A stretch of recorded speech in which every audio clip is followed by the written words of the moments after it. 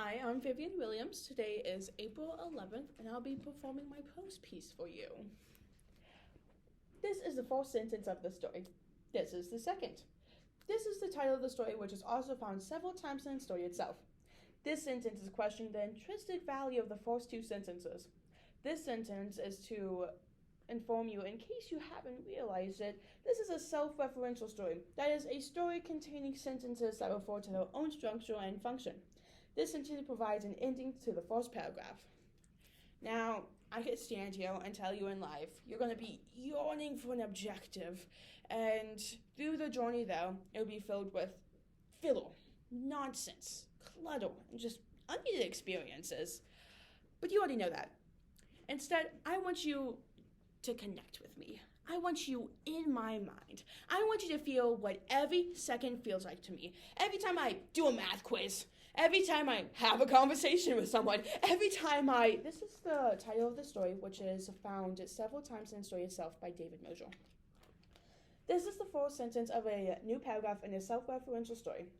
This sentence is introducing you to the protagonist of the story, a young boy named Billy. This sentence is telling you that Billy is blonde and blue-eyed and American and 12 years old and strangling his mother. This sentence comments on the awkward nature of the self-referential narrative form while recognizing the strange and playful detachment it affords the writer. As if illustrating the point made by the last sentence, this sentence reminds us with no trace of facetiousness that children are a precious gift from God, and that the world is a better place when graced by their unique choice and delights they bring to it. This sentence describes Billy's mother's bulging eyes and protruding tongue and makes reference to the unpleasant choking and gagging noises she's making.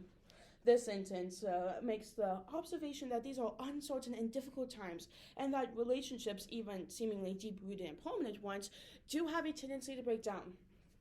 Introduces in this paragraph the device of sentence fragments. A sentence fragment. Another. Good device.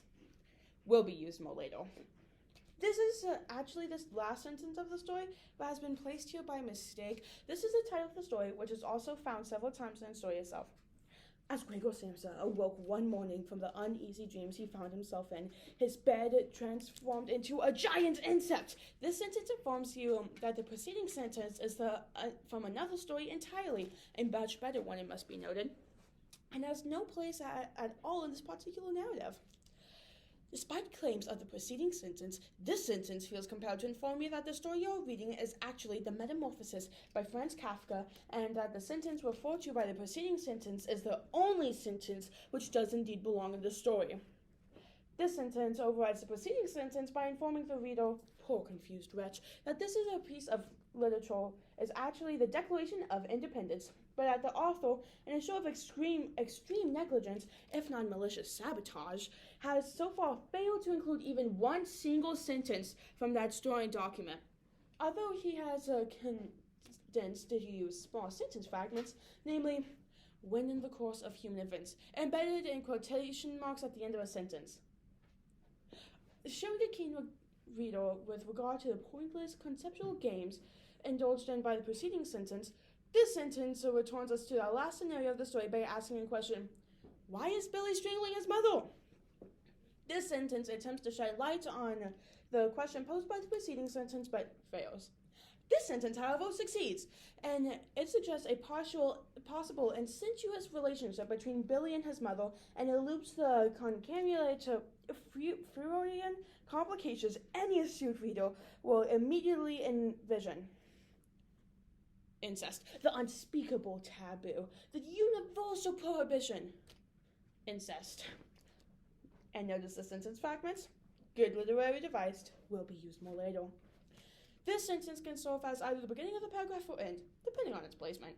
The purpose of this sentence is to point out the real subject of the story, which actually concerns Gregor Samsa's inexplicable transformation into a giant insect, despite the ferocious counterclaims of the well-meaning, although misinformed sentences.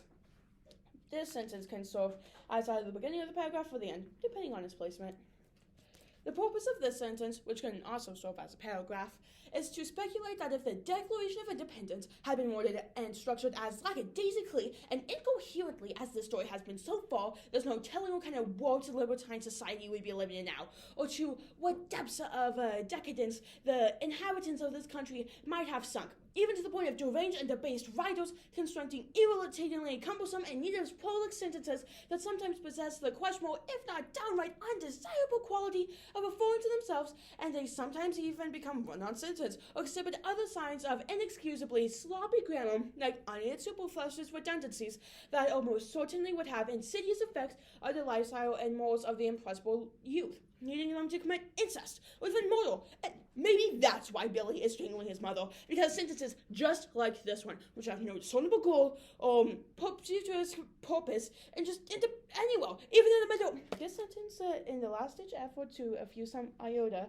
of the storyline to this paralyzed prose piece, quickly alludes to Billy's frantic cover-up attempts, followed by a lyrical, touching, and beautifully written passage whereby Billy is reconciled with his father, thus resolving the subliminal feud and conflicts obvious to any astute reader, and a final exciting police chase scene during which Billy is accidentally shot and killed by a panicky rookie policeman who was coincidentally named Billy.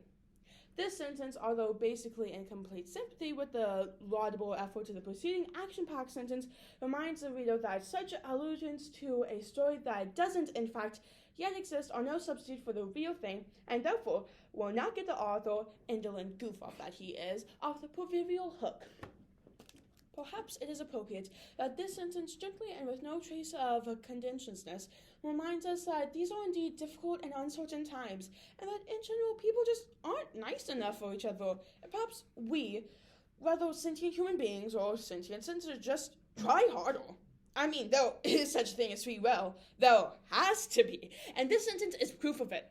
Neither this sentence nor you, the reader, is completely helpless in the face of all pitiless forces at work in the universe. We just stand our ground, face facts, take Mother Nature by the throat, and just try harder, by the throat, harder! Sorry. This is the title of the story, which is also found several times in the story itself. This is the last sentence of the story. This is the last sentence of the story.